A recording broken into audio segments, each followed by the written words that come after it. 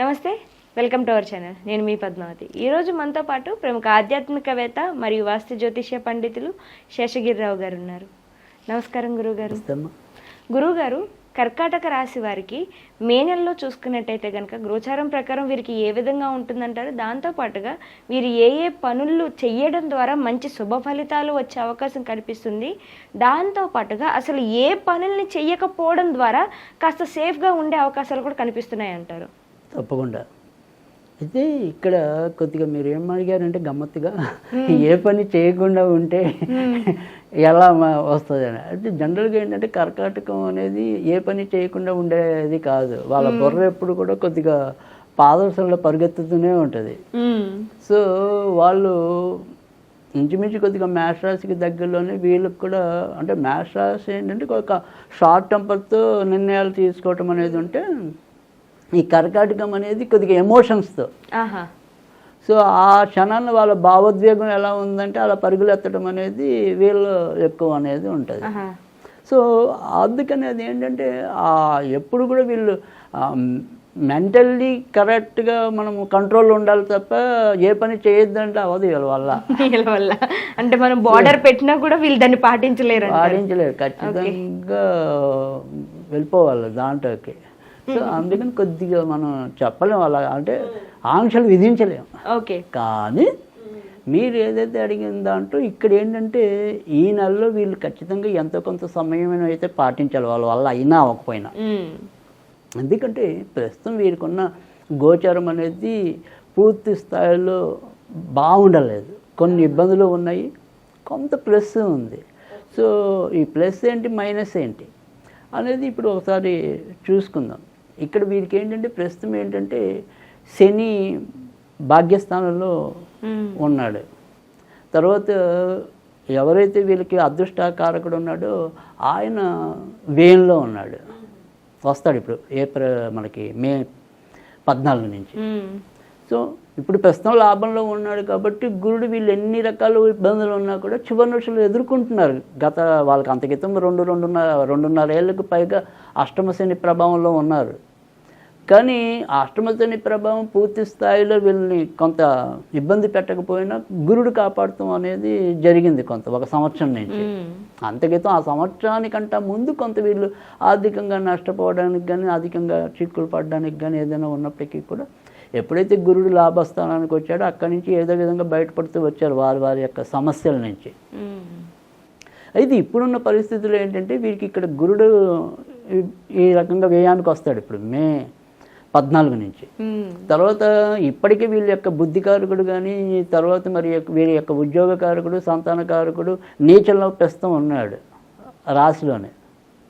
So అందుకని ఎలా చూసుకున్నప్పటికీ కూడా ఏంటంటే ఆలోచనలు కొంత ఇందాక చెప్పినట్టు సరిగ్గా లేకపోవటం, కంట్రోల్ లేకపోవటం, ఏదో రకమైన భావోద్వేగంతో తన్ని ఇబ్బంది పెట్టుకోవటం, అంటే ఒక రకమైన వ్యావరింగ్ మైండ్, ఇది ఎప్పుడైపోతుంది. సో అలా ఆ రకంగా తొందరపాటు అనేది. ఆ మాటలు ఎప్పుడైతే మనకి బుద్ధికారకుడు నీచంలో ఉన్నాడో ఆ మాట్లాడే విధానంలో కూడా అవతల వాళ్ళతో కొద్దిగా అది ఈవరకడంత ఇది తగ్గుతుంది, ఏమంటే నైపుణ్యం. ఓకే. వ్యతిరేకత ఏమైనా కొద్దిగా వ్యతిరేకత వచ్చే అవకాశం ఉంది. కొద్దిగా ఉన్నట్టు మాట తొందరపడినట్టు ఉండటం, లేదు వీళ్ళ లోపల ఉన్న భావాన్ని కరెక్ట్గా కమ్యూనికేట్ చేయలేకపోవటం.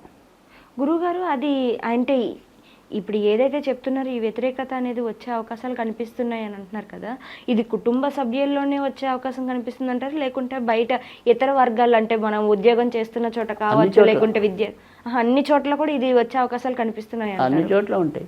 సో మనకి ఏంటంటే ఇంటి సభ్యులు అనేప్పటికీ ఏంటంటే ఇంకొద్దిగా చొరవ ఉంటుంది కాబట్టి ఇంకో మాట ఎక్కువ అంటాం అంతే. సో ఇంటి వాళ్ళని 10 అంటున్నాం, బయట వాళ్ళని 5 అంటున్నాం. సో కొద్దిగా వాళ్ళకి మినాయింపు ఉందేమో కానీ అంటాం అనేది అయితే ఉంటుంది అది. సో ఖచ్చితంగా మాట అనేది కొద్దిగా దాన్ని కరెక్ట్గా కమ్యూనికేట్ చేయలేకపోవడం, దానివల్ల ఇదేంటి ఇలా, లేదా వీడేంటి ఇలా అని మనకి ఇంట్లో వాళ్ళకి కొంత ఇబ్బంది పెట్టడం అనేది అయితే ఉంటుంది. కానీ దీనివల్ల ఏమవుతుందంటే ఎవరైతే కొత్తగా మరి పెళ్లి చేసుకున్న దంపతులు ఉంటారు కదా, ఇదే రాశిలో కొత్తగా పెళ్ళైన దంపతులు ఉన్నారనుకోండి, వాళ్ళ మధ్య కొద్దిగా ఎప్పుడైతే వీళ్ళ యొక్క వివాహకారకుడు శని అయ్యిండి ఆయన కొద్దిగా మంచి ప్లేస్లో లేడు ఇప్పటికీ కూడా, వాళ్ళకి అష్టమ శని అనేది వదిలిపోయినప్పటికీ కూడా ఇప్పుడు ఉండే 9వ ఇల్లు అనేది కూడా అంత మరీ మంచిదేం కాదు.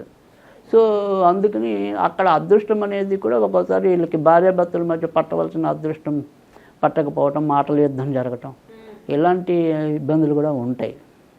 సో అందుకని ఖచ్చితంగా మనం ఉన్నంతలో ఎంతవరకు మన మాట అనేది ఆలోచించుకుని అంతవరకు మాట్లాడటం అనేది.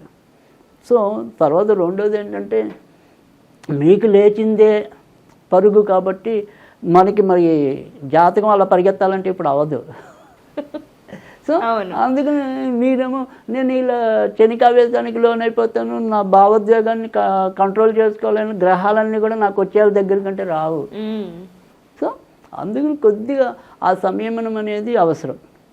ఖచ్చితంగా మీరు ఓపిక పట్టండి, మంచే జరుగుతుంది. ఎందుకంటే తర్వాత ఇప్పుడు లాభస్థానంలోకి మళ్ళీ మే 14 నుంచి రవి వచ్చాడు. అందుకని కొద్దిగా ఓర్పు అనేది, ఈ కంట్రోల్ నేచర్ అంటే మాట్లాడే విధానం కానీ అవి కానీ వాటన్నిటిలో కొంత జాగ్రత్తలు తీసుకొని నెమ్మదిగా మీరు వస్తారు ముందుకి.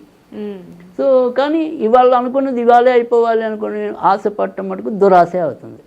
సో ఆ రకంగా జాగ్రత్తలు తీసుకోవటం అనేది అవసరం. తర్వాత రెండోది వచ్చేప్పటికి ఏంటంటే, ఈ నెలలోకి వచ్చేప్పటికి రవి ఇప్పుడు ప్రస్తుతం రాజస్థానంలో బాగానే ఉన్నాడు. అంటే వృత్తి ఉద్యోగాల్లో ఎన్ని ఇబ్బందులు ఎదుర్కొన్నప్పటికీ కూడా వాటిని అధిగమించి ముందుకైతే వస్తారు. సో అందుకే నేను అన్నది ఏంటంటే, కొద్దిగా సంయమనం పట్టండి. ఎక్కడైనా సరే మీరు మాట జారద్దు. సో ఉద్యోగాల్లో మిమ్మల్ని కొంత ఇబ్బంది పెట్టే మనుషులు ఉంటారు మిగతా గ్రహస్థితి వల్ల, కానీ మళ్ళీ లాస్ట్కి వచ్చేప్పుడు మిమ్మల్ని అర్థం చేసుకుంటారు అక్కడే. ఈ స్వల్ప వ్యవధిలో అనవసరంగా మీకు ఈ వరకు ఉన్న మంచితనాన్ని పోగొట్టుకోవద్దు. సో కొద్దిగా మీరు ఓర్పు పట్టండి, బాగుంది. తర్వాత మళ్ళీ గ్రహస్థితి అంతా, ఎందుకంటే మళ్ళీ కుజుడు ఏదైతే నీచం నుంచి ఇంచుమించు జూన్ 1st వీక్లోకి వచ్చేప్పటికి మంచి ప్లేస్లోకి వస్తాడు. సో రవి కూడా మళ్ళీ లాభస్థానానికి వస్తాడు. సో అద్భుతంగా మళ్ళీ ఉంటుంది. సో ఉండే 10-15 రోజులు మీరు పాటు చేసుకోవద్దు. సో అందుకు కొద్దిగా మీరు ఓర్పు పట్టండి. మీరు అనుకున్నట్టుగానే ముందుకు రావటం అనేది అయితే తప్పకుండా జరుగుతుంది. ఇక కొత్తగా పెళ్లి కావాలి అనుకునే వాళ్ళకైతే కనుక వాళ్ళకి కూడా ఇంచుమించుగా మే 14 తర్వాత దాటిన తర్వాత నుంచే బాజాలు మోగటం అనేది ఉంటుంది తప్ప ముందులో అయితే కొద్దిగా కష్టంగానే ఉంటుంది. కానీ ప్రయత్నం అయితే ఆపద్దు. సో కానీ ఎక్కువ ఫలవంతం అయ్యేదైతే కనుక మే తర్వాత 2nd వీక్ తర్వాత నుంచే ఎక్కువ ముందుకు రావటం అనేది అయితే ఉంటుంది. తర్వాత ఇంకా విద్యార్థులకైతే కనుక ఖచ్చితంగా మంచి అనుకూలమైన ఫలితాలు అయితే ఉన్నాయి. ఇంకా మనకి ఎప్పుడైతే జూన్ నుంచి వస్తారో మరింత మంచి ఫలితాలు ఉంటాయి. కనుక ఒక విధంగా చెప్పాలంటే కనుక తర్వాత ఏడాది అంటే ఇప్పుడు మనకి జూన్ నుంచి మళ్ళీ కొత్తది సాధారణంగా విద్యార్థులకు బిగిన్ అవుతాయి కదా, అక్కడి నుంచి ఇంకా చాలా లైమ్ లైట్లోకి రావటం అనేది కూడా ఉంటుంది. ఎందుకంటే అక్కడి నుంచి మరింత అనుకూలమైన గ్రహస్థితి వీళ్ళకి రావటం అనేది ఉంటుంది. కనుక విద్యార్థులకు కూడా పర్వాలేదు. వ్యాపారస్తులకైతే కనుక ప్రజల నిత్యావసరాలతో ఉన్న వాళ్ళకైతే కనుక మరింత మేలు జరగటం, అంటే పప్పు దినుసులు అంటే కిరాణా సామాన్లు, పాలకు సంబంధించినవి, నీళ్ళకి సంబంధించినవి, ఇలా ప్రజలకి నిత్యావసరాలుగా ఉన్నవి ఏవైతే ఉంటాయో వాటికి సంబంధించిన వ్యాపారాల్లో ఉన్న వాళ్ళకైతే కనుక మరిన్ని మంచి ఫలితాలు పొందటం అనేది అయితే ఉంటుంది. కనుక వ్యాపారస్తులకు కూడా పర్వాలేదు. సో రాజకీయ రంగం వారికి కూడా ఈ నెల అనుకూలకంగానే ఉంటుంది.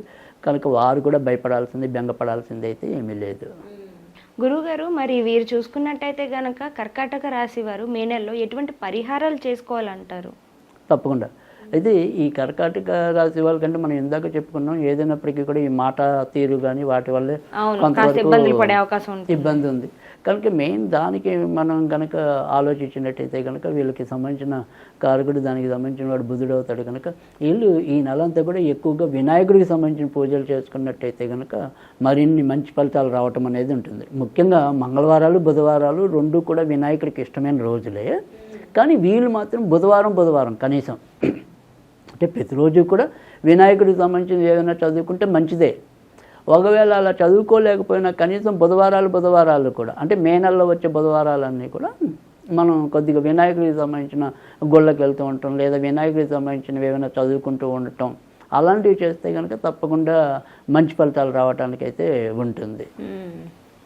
తర్వాత వచ్చేప్పటికి ఏంటంటే ఇలాగ ఏదైనా సరే మనం దేవుడితో సంబంధం లేకుండా ఏదైనా ఒక్కొక్కసారి రెమెడీలు చెప్తుంటాం కదా, అలా చెప్పినప్పుడు ప్రతి బుధవారం కూడా ఏం చేయాలి అంటే కనుక పట్టికతో పళ్ళుతో మళ్ళీ అంటే ఫస్ట్ మనం బ్రష్ చేసే ముందు పాత రోజుల్లో పూర్వం వాళ్ళైతే కనుక పట్టికతో పళ్ళుతోమేవాళ్ళు. సో ఆ పట్టికతో ముందు పళ్ళుతోనే ఆ తర్వాత మీకు ఇష్టమైన రీతిలో మీ బ్రష్ మామూలుగా మీరు చేసుకోవటమే. సో అలా ఒక ఎన్ని బుధవారాలు వస్తే మేలో అన్ని బుధవారాలు. సో ఆ రకంగా చేసినట్టయితే కనుక తప్పకుండా మనకి మిగతా అంశాల్లో కూడా మంచి జరగటం అనేది అయితే ఉంటుంది. ఇక ఏదైనప్పటికీ కూడా స్విచ్వర్డ్గా చెప్పుకోవాలి అనుకుంటే కనుక golden words. So golden words ఇది వాళ్ళ చేతనైన సార్లు అనుకుంటే మంచి ఫలితాలు ఉంటాయి. చాలా చక్కగా వివరించారు గురుగారు. అయితే మే నెలలో కర్కాటక రాశి వారికి ఏ విధంగా ఉంటుందో పాటుగా స్విచ్ వర్డ్స్ అండ్ దాంతో పాటుగా పట్టికతో యూజ్ చేయాల్సిన ఈ రెమెడీ అనేది కూడా చాలా చక్కగా చెప్పారు. ధన్యవాదాలు గురుగారు.